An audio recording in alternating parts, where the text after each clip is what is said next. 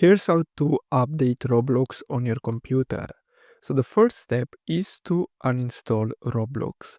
So as you can see, I'm using a MacBook. So you're gonna have to go to your system settings, and then you just have to go to general and then click on this information button next to applications. From here, we're gonna have to look for Roblox and then click on delete. Now confirm, and then after you do that, what you're gonna have to do is simply close this and open up a new tab.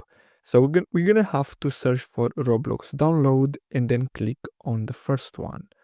After that, we just have to click on download Mac app and then click on allow.